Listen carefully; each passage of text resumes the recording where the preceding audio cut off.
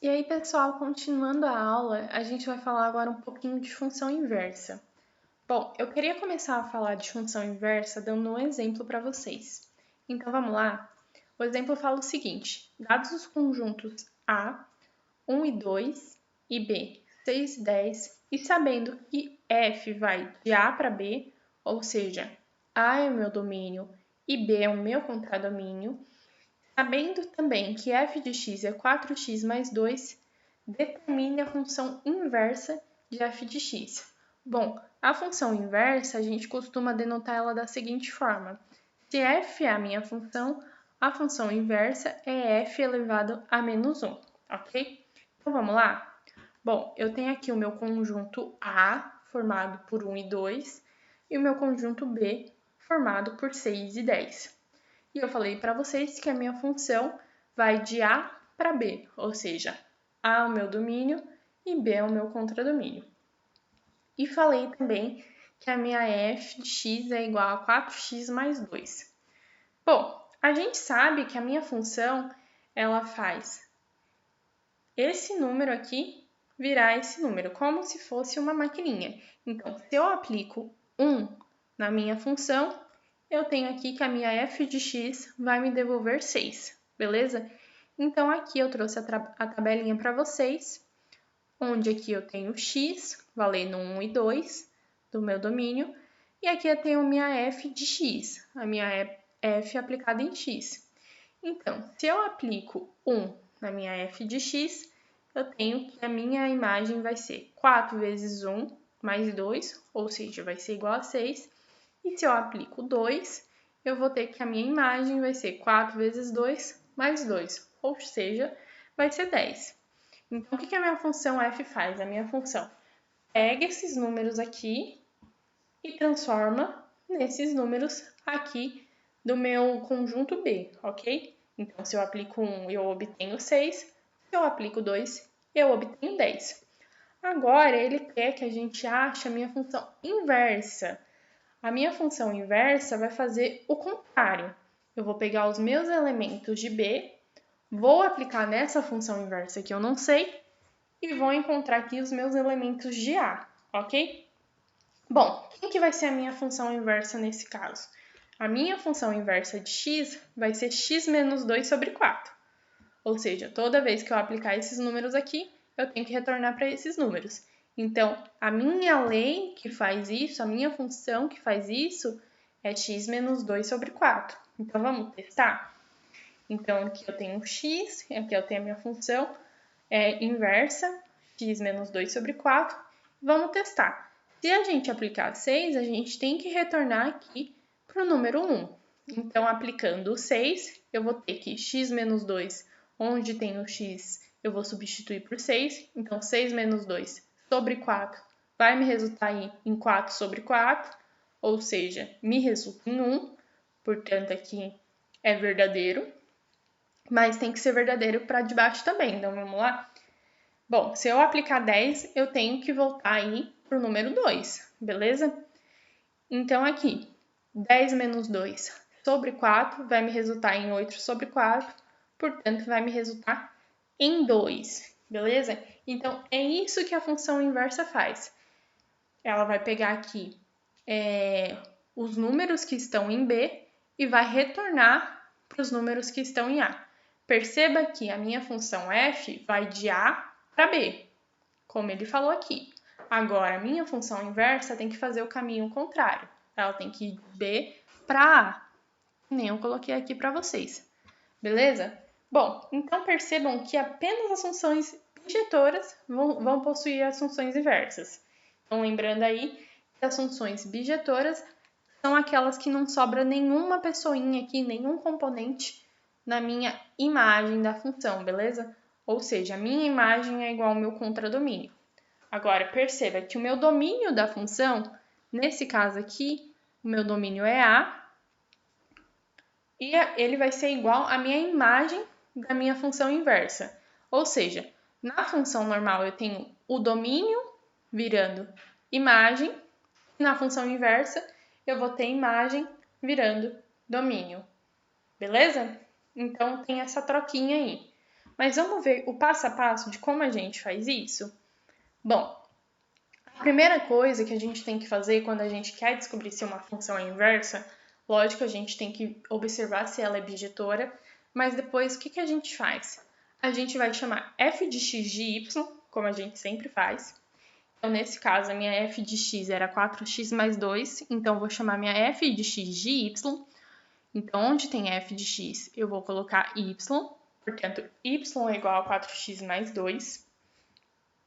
Depois, eu vou chamar y de x e x de y, beleza? Então, onde tem y, eu vou chamar de x, e onde tem x, eu vou chamar de y. Dessa forma, onde tem y, eu vou chamar de x, e onde tem x, eu vou chamar de y. Beleza? Então, chega aí que x é igual a 4x mais 2. Bom, e o terceiro passo é só isolar y. Então, eu tenho aqui x é igual a 4y mais 2, passando esse mais 2 para o outro lado, subtraindo x menos 2 vai ser igual a 4y, e passando esse 4 que está multiplicando para o outro lado, dividindo, eu vou ter que y vai ser igual a x menos 4 sobre 2, beleza? Portanto, essa aqui é a minha função inversa. Eu chamo de f a menos 1. Portanto, f a menos 1 é x menos 2 sobre 4, beleza? Portanto, é bem simples, são apenas 3 passos. Obviamente, antes você tem que verificar se a função é bijetora ou não, mas depois disso, é só fazer isso que a gente sempre vai chegar na função inversa, beleza? Então, aí só para lembrar, primeiro passo, a gente chama f de x de y, no segundo passo, a gente chama y de x e x de y, e no terceiro passo, a gente isola y. E essa y que a gente encontrar, a gente chama ela aí da função inversa, ou seja, f elevado a menos 1 de x, beleza? Bom, aqui eu trouxe o gráfico para vocês. Essa daqui é a nossa f de x, que era 4x mais 2, portanto, é uma reta cujo coeficiente linear vale 2, e aqui o coeficiente angular vale 4. Como o coeficiente angular é maior que zero, a função é crescente, ou seja, ao passo que aumenta o x, eu aumento o y. Até aí, nada de novo. Aqui eu tenho a minha reta y é igual a x, ou seja, quando x vale 1, y também vale 1. Quando x vale 2, y também vale 2. Quando x vale 3, y também vale 3. Aqui eu trouxe a minha função inversa, essa que a gente acabou de descobrir, x menos 2 sobre 4, que é essa funçãozinha aqui vermelha. Bom, perceba que na função inversa, a gente vai ter sempre aí essa questão do espelho, como se fosse as funções par e a função ímpar. Só que dessa vez, a simetria vai se dar sempre, sempre, sempre em função dessa reta preta que eu coloquei aqui para vocês. Essa reta que é y igual a x. Então, perceba que a simetria dessa vez, ela não vai correr nem em relação à origem, como acontece na função ímpar, nem em relação ao eixo y, como acontece na função par, mas sim na função y igual a x, que é essa função aqui pretinha, tá vendo? Bom, é isso da função inversa. Agora a gente vai ver aí a função composta, que é facinha também. Então, vamos lá? Bom, o que é uma função composta, então? A definição tá aí para vocês. A gente chama uma função de composta aquela obtida substituindo a variável x por uma função. Então, imagina aí que a gente tem uma função apenas em função da variável x. Mas quando a gente tem uma composição de funções, em vez da gente ter só a variável x, a gente vai ter outra função dentro da função. Beleza? Bom, eu trouxe aqui um diagrama para vocês para esclarecer isso. Então, imagina assim, as funções f, que vai de a para b, e a função g, que vai de b para c, denominamos função composta de g a f, a função h, que faz de a para c. Então, que h de x vai ser a função g da f de x, ou também a g composta da f de x, que vocês chamam aí de GOF, né? Então vamos lá. Eu falei para vocês que a função f ela vai de a para b, a função g ela vai de b para c, e agora eu tenho que imaginar numa função que ela vai direto de a para c. Sem que eu tenha que aplicar essas duas para chegar aqui em c. Sem que eu tenha que ter esse passo intermediário. Então, nesse caso, ele chama aí de h, que vai de a para c diretamente, beleza? Essa é h de x. Bom, mas quem que é h de x? H de x é a g da f de x. Então, toda vez que a gente quer saber quem que é a tal da h de x, quem é a tal da função composta, a gente faz ao contrário. Vai ser aqui a g da f de x, como está escrito aqui em cima para vocês, beleza? Bom, vamos trabalhar com os exemplos que eu acho que vai ficar mais fácil. Sabe-se que a função f vai de a para b, e a f é dada por f de x igual a 2x mais 2, e a g é uma função que vai de b para c. E a g é x ao quadrado mais 3, beleza?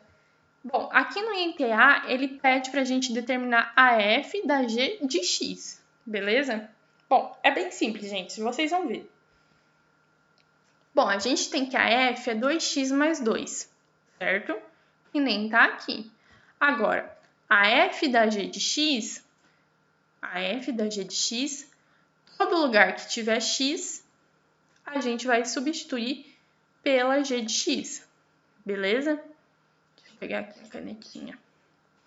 Então, todo lugar onde tem x, a gente substitui pela g de x, beleza? Então, a gente vai ter que a f da g de x é 2 vezes a g de x mais 2. Mas quem que é a g de x? Bom, a g de x foi dado para a gente. A g de x é x ao quadrado mais 3. Então, a gente substitui aqui. 2 vezes x ao quadrado mais 3 mais 2. Bom, fazendo a distributiva aqui, a gente tem que a f da g de x vai ser igual a 2x ao quadrado mais 6 mais 2. Bom, juntando esses dois termos aqui, a gente tem que a nossa f da g de x vai ser igual a 2x ao quadrado mais 8. Ou seja, a minha a f da g de x vai levar a minha função de a diretamente para c, beleza? Bom, na b ele pede para a gente determinar a g da f de x, beleza? Bom, de novo a gente vai fazer a mesma coisa. A gente sabe que a g de x é x ao quadrado mais 3. X ao quadrado mais 3. Portanto, a g da f de x, a gente vai substituir todo mundo que tem x por f de x, beleza? Então, se aqui é x ao quadrado mais 3, vai ser f de x ao quadrado mais 3. Só que, de novo, a f também foi dada para a gente. A f é 2x mais 2. Portanto, substituindo aqui, 2x mais 2 ao quadrado mais 3. Aqui a gente tem um produto notável, né? O quadrado do primeiro, 4x ao quadrado. Então, o quadrado desse vezes o quadrado desse, tá? Cuidado. O quadrado do primeiro mais 2 vezes o primeiro pelo segundo, ou seja, 2 vezes 2x vezes 2, mais o quadrado do segundo, aqui, mais 4, mais 3. Portanto, a minha g da f de x é 4x ao quadrado mais 8x mais 7, beleza? Bom, gente, cuidado, geralmente, assim, eu não vou falar que sempre, mas geralmente, em 99% dos casos, a f de g de x é diferente da g da f de x, tá vendo? Tomem cuidado com isso, tá bom? Tem mais um exemplo, que é um exemplo um pouquinho mais aplicado, mas vocês vão ver que é facílimo também, costuma cair aí nos vestibulares. Vamos ver? Bom, seja as funções reais, a f de x, 3x menos 3, e a f da g de x, x ao quadrado menos 1, determine a g de 4. Então, a gente tem a f de x e a gente tem a função composta a f da g de x. E ele pede para a gente determinar a g de x quando o x vale 4. Então, a primeira coisa que a gente tem que fazer nesse caso é encontrar quem é a g de x. Bom, a gente sabe que a f de x é 3x menos 3. Agora, a f da g de x, de novo, onde tem x, a gente vai substituir por g de x. Portanto, a f da g de x vai ser 3 vezes a g de x menos 3. Só que a gente sabe também que a f da g de x foi dada para a gente. A f da g de x é x ao quadrado menos 1. Então, substituindo aqui a f da g de x por x ao quadrado menos 1, a gente chega que x ao quadrado menos 1 vai ser igual a 3 vezes a g de x menos 3. Passando esse 3 aqui, que está subtraído para o outro lado, somando, a gente tem que x ao quadrado menos 1 mais 3 vai ser igual aqui a minha 3 vezes g de x. Então, aqui menos 1 mais 3 me resulta em 2. Então, x ao quadrado mais 2 vai ser igual a minha 3 vezes g de x. Mas como eu quero só a minha g de x, esse 3 aqui, que está multiplicando, eu vou passar para o outro lado dividindo.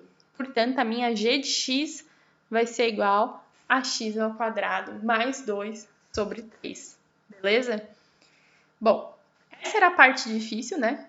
Não tão difícil, eu acho. Enfim, mas essa era a parte, o ponto-chave do nosso exercício, né? A partir daí, para determinar a g de 4, eu só vou substituir aqui onde tem x por 4. Portanto, a minha g de 4 vai ser 4 ao quadrado mais 2 sobre 3. 4 ao quadrado é 16. 16 mais 2 sobre 3 me resulta em 18 sobre 3. Ou seja, a minha g de 4 vale 6. Beleza?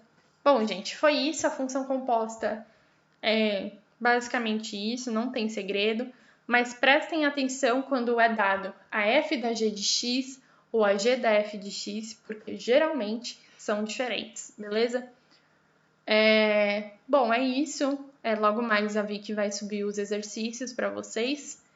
E a gente acaba por aqui os tópicos da aula 12, tá bom?